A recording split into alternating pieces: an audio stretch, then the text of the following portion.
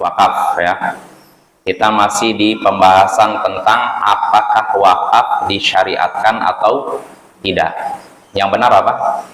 Disyariatkan ya, dianjurkan.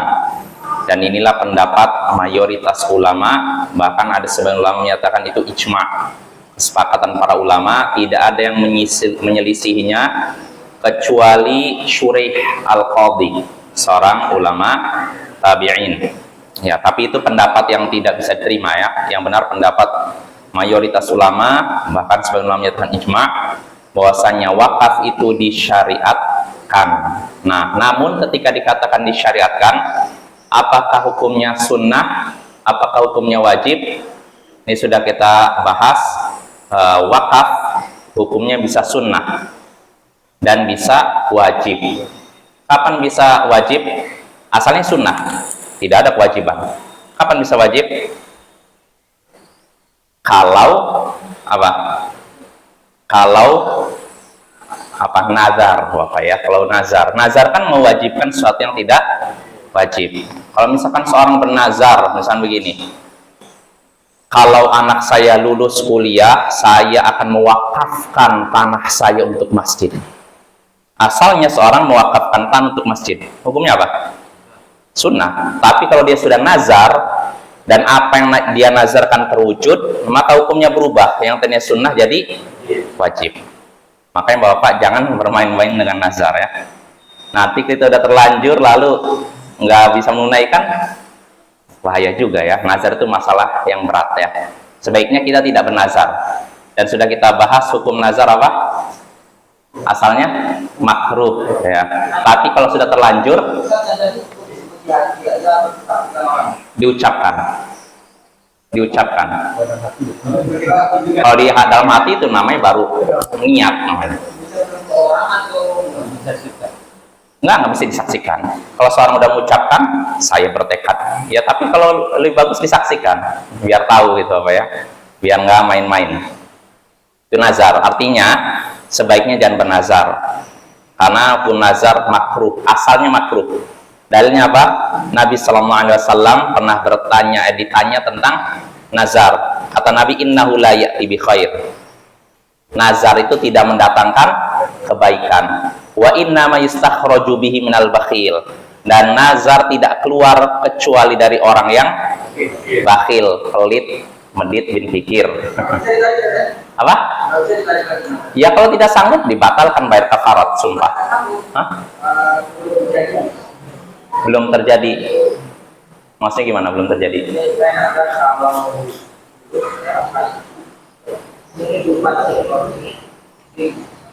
Oh, menarik nazar. Menjadi bernazar nanti setahun lagi saya akan begini begitu itu. Berarti kan membatalkan nazar ya. Berarti sama seperti kafarat sumpah. Jadi nazar itu Bapak sama seperti kafarat sumpah ya. Kafarat sumpah apa? Apa Jess? Meninggalkan budak, membebaskan budak. Terus memberikan makan orang miskin. Makan orang miskin, 10 orang miskin, atau puasa, ya itu Bapak ya. Jadi itu bagi yang terlanjur sumpah dengan nazar itu sama Bapak ya, kafaratnya sama, dendanya sama. Nazar sama sumpah itu sama. Jadi kalau seorang terlanjur sumpah lalu ingin batalkan, atau seorang nazar lalu ingin batalkan, ya tadi apa bayarnya seperti itu ya, dendanya seperti itu. Jadi nazar itu tidak datang kecuali dari orang pelit. Karena apa? Orang yang bernazar tidak mau beramal kecuali kalau apa yang dia nazarkan terwujud. Dia baru mau misalkan umroh kalau anaknya lulus kuliah. Kalau nggak lulus kuliah, nggak mau umroh. Ayo pelit kan? Apanya? Keperluan banyak.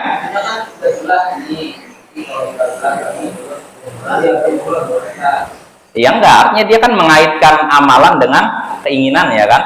Kalau keinginannya terwujud begini, baru saya beramal. Keinginan wujud begini, baru beramal.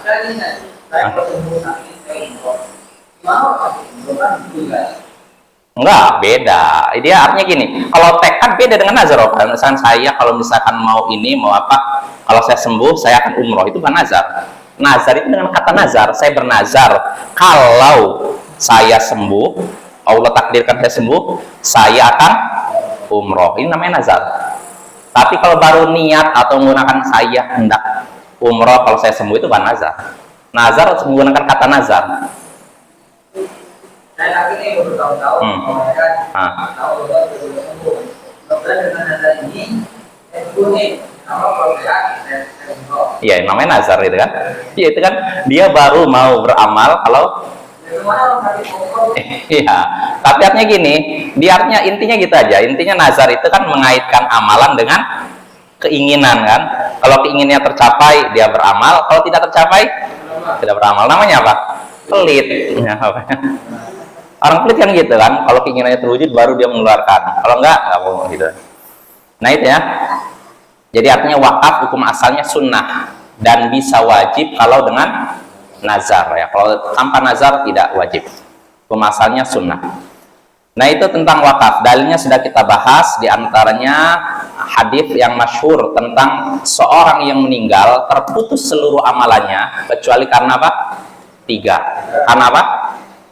Sedekah jariah, ilmu yang bermanfaat, anak soleh yang mendoakannya. Mana dalil tentang wakaf di sini? Di antara 3 ini, sedekah jariah, yaitu sedekah yang pahalanya ngalir terus-menerus. Nah ini namanya wakaf kan? Karena inti dari wakaf kan sebenarnya menahan harta yang bisa dimanfaatkan dalam keadaan harta tersebut tetap utuh, seiring waktu tetap utuh. Artinya lama, rusaknya lama. Jadi wakaf itu kan di seorang menahan harta yang mungkin dimanfaatkan dalam keadaan harta tersebut tetap bertahan. Nah ini kalau orang mewakafkan seperti ini lalu dimanfaatkan harta yang diwakafkan, pahalanya kan mengalir terus. Ini namanya apa? Sedekah jariah Bapak ya. Nah itu dalil tentang wakaf. Nah dalil lebih jelas yaitu hadis Umar bin Khattab ketika dia dapat tanah di Khaybar. Nah ketika itu Umar bin Khattab datang kepada Nabi berkata, saya ini dapat tanah di Khaybar dan saya belum dapat tanah atau harta yang lebih berharga daripada itu. Artinya aset Umar bin Khattab yang paling berharga adalah tanah di Khaybar. Karena apa kira-kira? Subur ya, karena orang Yahudi ngelola itu ya. Nah, sama tak muruni, maka apa perintahmu kepadaku wahai Rasulullah? Jadi Umar di sini ingin konsultasi. Saya punya harta nih, harta yang paling berharga nih. Apa yang harus saya lakukan? Apa yang bagusnya saya lakukan? Maka Umar bin Khattab, Nabi Sallallahu Alaihi Wasallam pun bersabda, In syi'ta habbasta aslaha wa tasaddaqta biha. Kalau engkau mau tahan tanahnya dan engkau sedekahkan hasilnya. Ini namanya apa? Wakaf Bapak ya. Akhirnya Umar pun menyedekahkan itu hasil dari tanah tersebut dengan ketentuan tanahnya tidak dijual, tidak dihibahkan, tidak diwariskan. Nah kemarin Bapak ada yang salah di sini, maka saya cek hadisnya kurang huruf ya. Jadi tidak boleh diwariskan titik. Kan kemarin saya bacanya tidak diwariskan kepada orang fakir. Loh gimana? Wariskan itu untuk siapa? Ahli waris, bukan orang fakir. Makanya benar ini Umar menyedekahkan hasil tanahnya itu dengan ketentuan tanahnya tidak dijual, tidak dihibahkan, tidak diwariskan. Titik sampai sini. Lalu Umar menyedekahkan itu kepada orang-orang miskin, karib kerabat yang membutuhkan. Riqab itu budak yang ingin memerdekakan dirinya. Wadhaif, tamu. Wabnis sabil, apa? Ibn, anak sabil jalan, anak jalanan. Maksudnya musafir yang kehabisan bekal. Nah, lalu kata Umar bin Khattab sini, kata Ibnu Umar, la junaha 'ala man waliyaha an ya'kula minha bil ma'ruf wa yut'imu ghairu mutamawwil. Tidak mengapa orang yang mengurus tanahnya tersebut memakan hasil dari tanahnya menurut yang patut. Orang yang ngurus tanah Umar ini diperbolehkan mengambil memakan hasil tanah tersebut, olahan tanah tersebut, wa yut'imu ghairu mutamawil, dan boleh memberi makan dengan tujuan tidak untuk dikumpulkan. Artinya gini, kalau ada orang lewat misalnya, kamu makan ini, mangga nih, nah ya sudah silakan. Sana lagi lewat, mau ini rambutan nih ambil. Nah, kalau untuk ngasih makan begitu boleh, tapi kalau misalkan ditumpuk lalu dijual oleh orang yang diberi, boleh nggak? Nggak boleh. Ibaratnya cuma makan di situ aja, bukan dikantongi lalu dijual. Jelas apa ya? Sama seperti ini dalam hadis, kalau kita melewati sebuah kebun milik orang ya, lalu kita mungkin lapar, haus, maka kita boleh mengambil buah-buahan yang ada di pohon, sekedar untuk makan, bukan untuk di ini walaupun bisa jadi aturan di suatu daerah ini dianggap apa? Mencuri, padahal dalam Islam diperbolehkan kalau dengan syarat apa? Ada hajat, kebutuhan. Artinya orang ini misalkan dia lapar, mana ini ada pohon apa misalkan mangga, enak untuk menghilangkan laparnya, ya ini nggak masalah, ya, dengan syarat tidak dikantongi. Artinya sekedar untuk makan di situ saja. Nah, sobat ya. Tapi kalau sampai sediakan karung, ambil, ini namanya mencuri. Nah, lebih bagus ada orangnya. Jadi biar orangnya tidak berprasangka buruk. Ini orang melewatin kebun tiba-tiba ngambil gitu. Lebih bagus ngomong. Kalau ada orang yang bilang, Pak, saya minta satu ya Pak. Nah, orang yang punya hendaknya mengizinkan. Dapat pahala Bapak ya kayak gitu ya. Jangan pelitnya satu gitu aja, nggak diberikan. Nah itu ya, nah ini jadi itu dalil jelas yang menunjukkan bolehnya wakaf ya, itu dalil kedua. Dan dalil yang ketiga yang disebutkan dalam Sunan An-Nasai dan Tirmidzi dari Utsman bin Affan, kisahnya ketika Nabi Shallallahu Alaihi Wasallam mendatangi Madinah dan tidak ada air tawar selain sumur rumah namanya. Sumur rumah, namanya rumah ya Bapak ya. Maka Nabi Sallallahu Alaihi Wasallam pun bersabda, man yashtari bi'ra rumatin fayaj'alu fiha dalwahu ma'adila'il muslimin bi khairin lahu minha fil jannah. Siapa yang mau membeli sumur rumah lalu dia jadikan embernya di dalam sumur tersebut bersama ember kaum muslimin dengan cara yang baik, maka dia akan mendapatkan surga. Maksudnya siapa yang membeli sumur rumah lalu dia jadikan embernya dengan ember kaum muslimin, maksudnya apa? Dibagi, artinya sumur itu milik bersama, termasuk milik apa, artinya bisa juga diambil oleh orang yang membelinya. Nah, apa balasannya? Kata Nabi, siapa yang membeli sumur tersebut, maka Nabi nyatakan dia akan masuk surga. Masuk surga. Akhirnya apa yang terjadi? Utsman bin Affan langsung membeli sumur tersebut. Dalam keadaan harganya berlipat-lipat ganda. Nah, karena dia udah tahu keutamaan siapa membeli sumur rumah, maka dia akan dapat surga. Utsman pun langsung beli. Dan ketika itu milik siapa yang sumur rumah? Yahudi. Dan orang Yahudi nggak mau menjualnya kecuali dengan harga berlipat-lipat. Karena dia memanfaatkan apa?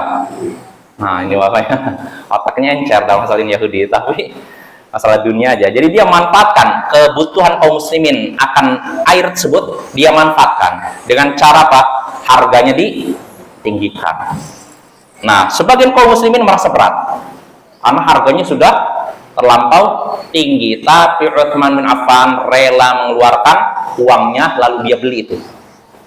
Nah ini jasa siapa? Utsman bin Affan, Bapak ya. Sehingga akhirnya dengan dibeli seluruh kaum muslimin bisa ngambil air tersebut. Nah itu termasuk wakaf Bapak, karena airnya terus dipakai Bapak ya. Dan ini termasuk istilahnya wakaf yang banyak dilakukan oleh saudara-saudara kita di Timur Tengah, di Arab. Jadi banyak orang-orang kaya di Arab, kadang mereka mengeluarkan uang untuk proyek apa? Sumur gratis di Indonesia, di Afrika, di beberapa negara. Kenapa mereka seperti itu? Karena ini wakaf, pahalanya ngalir selama airnya masih diminum. Nah, ini Bapak, ini termasuk wakaf yang luar biasa ya, pahalanya besar Bapak ya. Dan pernah saya singgung, lewat air ini Bapak, selain dapat pahala, itu juga ada unsur dakwah. Ada seorang syekh namanya siapa yang terkenal mengislamkan di Afrika itu, udah puluhan ribu, bahkan ratusan ribu, bahkan jutaan orang masuk Islam. Dia ketika itu membeli sumur di proyek penggalian sumur di daerah Afrika. Kebetulan ketika itu di daerah tersebut mayoritasnya orang kafir, sedikit kaum muslimin. Nah, karena kebetulan ketika itu orang-orang situ kesulitan air, syekh ini dari Kuwait, dia kalau nggak salah, orang Kuwait apa Arab Saudi. Jadi dia beli lahannya, dia gali, dia kumpulkan donasi dari ini para pengusaha di Timur Tengah, lalu dia gali sampai keluar air. Nah, setelah keluar air tentu saja bisa dimanfaatkan oleh penduduk situ, dan penduduk situ yang manfaatkan bukan cuma muslim tapi juga non muslim. Akibatnya apa? Dari situ setelah digali dapat air, orang-orang masyarakat situ merasa bingung. Kami selama ini nggak pernah dapat air dari pemerintah kami, ternyata orang dari luar malah menyediakan air. Dan orang ini yang membuatkan air, yang membuat proyek air ini ternyata bukan seiman dengan kami. Akibatnya apa? Dari situ hampir sekampung masuk Islam. Lihat tuh, bagaimana gara-gara pas sedekah air ternyata buahnya jadi apa? Orang-orang jadi masuk Islam. Kita semangat Bapak ya dalam mengejar pintu-pintu kebaikan. Hendaknya kita semangat menjadi pintu hidayah bagi orang lain. Ya. Siapa yang menjadi pintu hidayah bagi orang lain, maka setiap orang yang dapat hidayah lewat dirinya, dia akan dapat pahalanya. Nah, itu tentang sumur rumah. Nah, itu dalil tentang adanya wakaf. Lalu dalil yang disebutkan Imam Asy-Syaukani yang keempat ini, penguat tentang disyariatkannya wakaf. Walaupun sebenarnya kalau satu dua hadis tidak cukup. Kalau memang hadisnya sahih, satu hadis tidak cukup, 2 cukup, 3 lebih cukup, 4 sudah sangat cukup. Nah, di sini Imam Asy-Syaukani menyebutkan dalil keempat, yaitu Khalid bin Walid ketika dipermasalahkan oleh sebagian orang. Maka Nabi ketika itu berkata, amma Khalid faqad habasa adru'ahu wa a'tudahu fi adra'ahu wa a'tudahu fi sabilillah. Jadi sebagian kaum muslimin menganggap nih Khalid ini kok tidak mau istilahnya menginfakkan hartanya di jalan Allah gitu loh. Maka Nabi nyatakan kalian sudah menzalimi Khalid. Kenapa? Karena Khalid sudah menahan baju perangnya dan juga peralatan perangnya di jalan Allah. Dia menahan baju perang dan peralatan perangnya di jalan Allah. Maksudnya apa menahan sini? Mewakafkan. Jadi Khalid ini udah selain dia perang, dia juga mewakafkan alat perangnya. Nggak jadi miliknya. Apa ya? Nah, lihat tuh. Ini menunjukkan disyariatkan apa? Wakaf ya. Jelas apa ya? Jadi kata Imam Asy-Syaukani, man habbasa milkau fi sabilillah shara muhabbasan. Siapa yang menahan miliknya, harta miliknya di jalan Allah, maka harta tersebut jadi tertahan. Maksudnya jadi harta wakaf. Tertahan dalam artian tidak bisa pindah pindah kepemilikan, nggak bisa. Kalau sudah diwakafkan sudah jadi milik Allah, milik kaum muslimin, milik kemaslahatan umat. Makanya Bapak, pahalanya besar wakaf, tapi juga tantangannya besar karena manusia itu cenderungnya pelit, mikir harta saya sudah berusaha banting tulang, keras keringat, mengumpulkan uang, lalu saya belikan ini, tiba-tiba diwakafkan, gimana, rugi dong, biasanya gitu kan. Nah, sebenarnya enggak, karena Bapak sekali lagi, harta kita pada hakikatnya apa yang kita makan, apa yang kita pakai, dan apa yang kita sedekahkan. Harta kita ini adalah yang kita makan. Kita kerja, dapat uang, lalu kita belikan makan, kita makan, harta kita. Atau kita punya gaji, lalu kita belikan pakaian, kita pakai, ini harta kita. Atau yang kita sedekahkan, kita sudah punya uang, lalu kita sedekahkan, itulah harta kita. Adapun yang tidak selain itu, tidak kita gunakan untuk makan, tidak kita gunakan untuk beli pakaian, tidak kita sedekahkan, ini jadi milik ahli waris. Udah capek-capek ngumpulkan uang sebanyaknya, kita nggak nikmati, ahli waris kita nikmati. Istri kita misalkan. Nah, kalau istri kitanya setelah kita meninggal, dia masih sendiri, repotnya nikah. Waduh, akhirnya pindah kepemilikan. Dan ternyata nikahnya sama laki-laki yang musuh kita lagi. Lebih sengaja lagi. Nah itu ya, makanya kita gunakan harta kita untuk diri kita yang paling utama. Di antaranya itu ya, pertama untuk makan kita, tentu saja untuk pakaian kita, untuk makan dan pakaian orang yang kita nafkahi, dan untuk bekal kita di akhirat. Ya, apa caranya? Sedekah, wakaf, dan semacamnya, Pak ya. Nah itu. Nah udah, kita kembali lagi. Jadi itu dalil tentang disyariatkan wakaf. Lalu kata Imam Asy-Syaukani rahimahullah, walahu an yaj'ala ghallatihi li ayyi masrifin sya'a mimma fihi qurbah. Dan boleh bagi orang yang mewakafkan untuk menjadikan asetnya, hasil dari wakaf tersebut, untuk dialokasikan pada sesuatu yang mengandung unsur kedekatan kepada Allah. Orang yang mewakafkan boleh menjadikan hasil dari wakaf tersebut untuk sesuatu yang dialokasikan untuk kebaikan, misalnya gitu. Artinya begini, wakaf itu untuk kebaikan, untuk perkara yang baik, bukan untuk perkara yang haram. Jelas Bapak ya? Maka nggak boleh, kata para ulama, wakaf untuk maksiat. Misalkan seorang mewakafkan tanah untuk diskotik, atau seorang mewakafkan tanah untuk tempat ibadah orang kafir, jangan, nggak boleh. Atau mewakafkan tanah untuk kubur keramat, nggak boleh juga. Kalau untuk tanah kubur boleh, tapi kalau untuk kubur keramat, ini pokoknya nanti untuk ini makam ini Syekh Tulan, nanti harus disediakan kubah, disediakan, jadi mirip seperti rumah kubur tapi seperti rumah. Boleh seperti itu? Nggak boleh, bertentangan dengan hadis Nabi Sallallahu Alaihi Wasallam.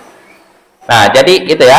Jadi boleh atau hendaknya orang yang mewakafkan menjadikan hasil dari barang wakaf tersebut untuk dialokasikan pada sesuatu yang mengandung kebaikan, yang bisa mendekatkan diri kepada Allah. Itu berdasarkan sabda Nabi kepada Umar dalam hadis tadi, in syi'ta habbasta aslaha wa tasaddaqta biha. Kalau engkau mau, engkau tahan tanahnya dan engkau sedekahkan hasilnya. Nah itu Bapak ya. Nah itu tentang boleh atau hendaknya orang yang mewakafkan menjadikan hasil dari apa yang dia wakafkan kepada kebaikan. Lalu berikutnya kata Imam Asy-Syaukani, walil mutawalli alaih an ya'kula bil ma'rufi minhu. Dan orang yang mengurus wakaf boleh memakan dari hasil wakaf menurut yang patut, menurut yang ma'ruf. Orang yang mengurus wakaf boleh memakan dari hasil wakaf menurut yang patut. Maksudnya apa? Sewajarnya.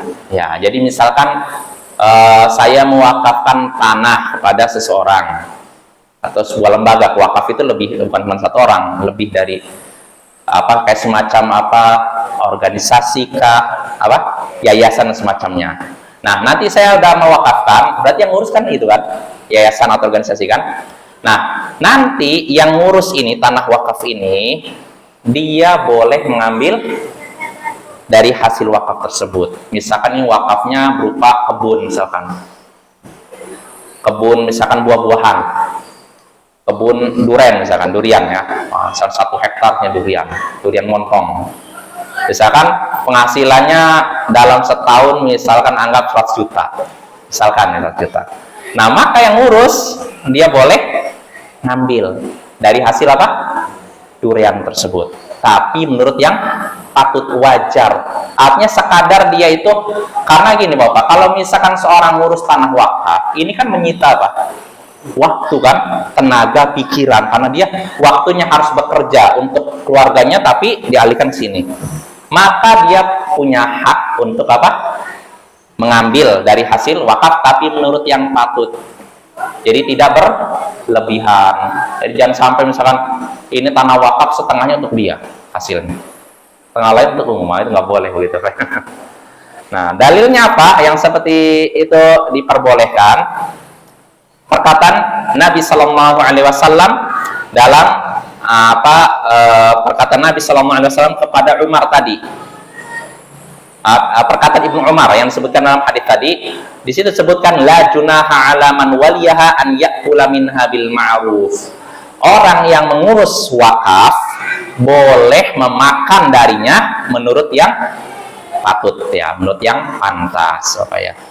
Kalau di presentasi kan berapa persen? Enggak, itu kembalinya kepada adat. Kepada adat Bapak ya. Jadi masalah kalau kita membaca ayat Al-Qur'an bil ma'ruf, ada kata bil ma'ruf, seperti masalah nafkah. Dalam Al-Qur'an Allah menyebutkan nafkah kepada istri bil ma'ruf, menurut yang patut. Di sini maksudnya menurut kebiasaan, adat istiadat. Maksudnya begitu. Bil ma'ruf menurut uruf. Uruf itu artinya kebiasaan. Artinya Bapak, misalkan gini, nafkah suami di Arab Saudi kepada istrinya, apakah sama dengan nafkah suami di Indonesia kepada istrinya? Sama nggak? Kalau di Indonesia atau di Siber secara umum lah, misalkan untuk makan, misalkan ya, normalnya misalkan nafkah sebulan berapa Jais? 2 juta atau 3 juta lah, misalkan gitu kan. Nah, kalau di Arab Saudi ngasih 3 juta itu ma'ruf nggak? Patut tidak? Enggak, beda. Karena apa? Kebiasaan, terus juga biaya hidup, harga barang beda. Di sini mungkin masih murah, kalau Arab Saudi agak mahal Bapak ya.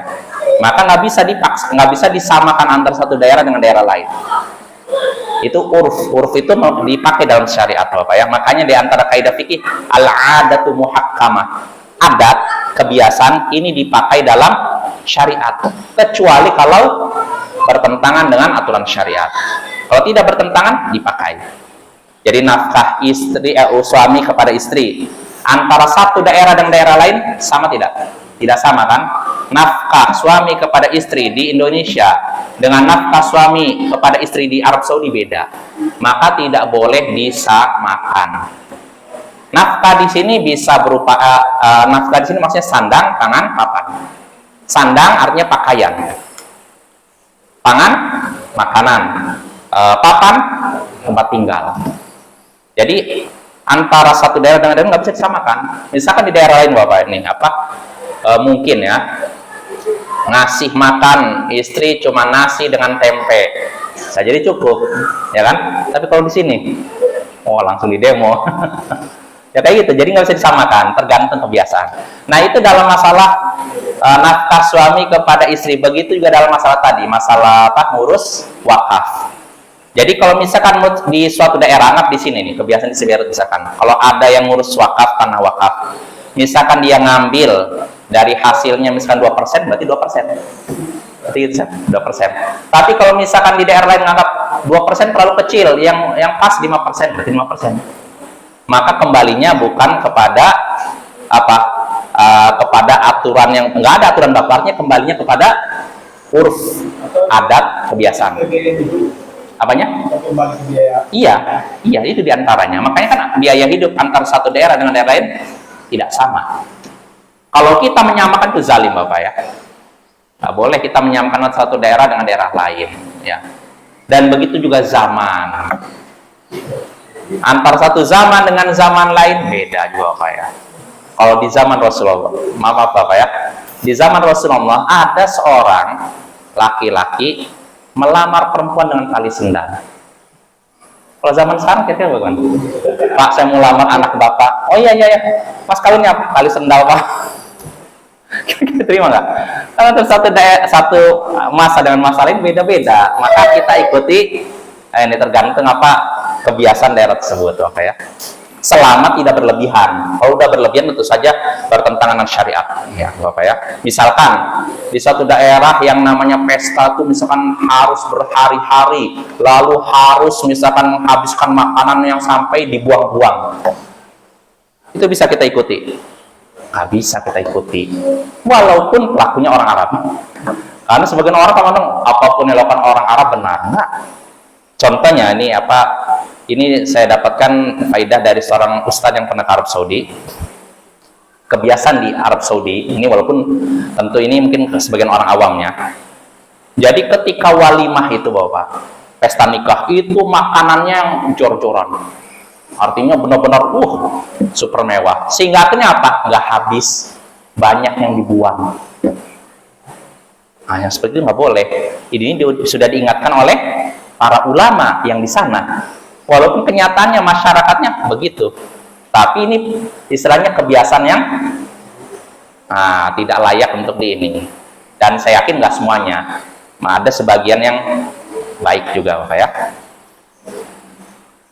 Nah itu Bapak ya, jadi kembali lagi boleh bagi orang yang mengurus harta wakaf memakan dari hasil wakaf dengan menurut cara yang patut ya, menurut ukuran yang patut. Lalu berikutnya kata Imam Asy-Syaukani rahimahullahu taala, walil waqifi an yaj'ala nafsahu fi waqfihi kasairil muslimin. Nah ini kata Imam Asy-Syaukani, orang yang mewakafkan sesuatu boleh menjadikan dirinya seperti kaum muslimin lainnya dalam hal wakaf. Artinya apa? Orang yang mewakafkan sesuatu boleh mengambil hasil dari wakafnya sebagaimana boleh diambil oleh kaum muslimin lainnya. Jadi bukan berarti udah wakaf, saya nggak boleh ngambil sedikit pun, nggak boleh. Jelas apa ya? Karena ini udah jadi milik umum, milik bersama. Kalau milik bersama berarti yang wakaf juga boleh. Jelas apa ya? Karena bisa jadi ada anggapan kalau udah wakaf nggak boleh disentuh sama sekali, nggak boleh ngambil sama sekali, nggak boleh, nggak seperti itu. Ya boleh ya. Apa dalilnya? Di sini kata Imam Asy-Syaukani, falima taqaddama min hadits Utsman. Berdasarkan hadis Utsman yang sudah berlalu, yang sudah sebutkan tadi, diantaranya sabda Nabi Sallallahu Alaihi Wasallam, fayaj'alu fiha dalwahu ma'adila'il muslimin. Tadi kan sebutkan siapa yang membeli sumur rumah lalu menjadikan embernya bersama ember kaum muslimin, maka dia dapat surga. Lihat di sini, memberi sumur rumah lalu dia jadikan embernya bersama ember kaum muslimin. Artinya orang yang mewakafkan ini boleh ambil airnya sebagaimana kaum muslimin boleh ambil airnya. Jelas apa ya? Nah, ini masalah wakaf. Lalu berikutnya, pembahasan berikutnya disebutkan oleh Imam Asy-Syaukani rahimahullah, wa man waqafa syai'an mudarratan liwarithihi fa huwa batil. Siapa yang mewakafkan sesuatu yang membahayakan ahli warisnya, maka itu wakaf yang batil. Siapa yang mewakafkan sesuatu yang membahayakan ahli warisnya, maka itu wakaf yang batil.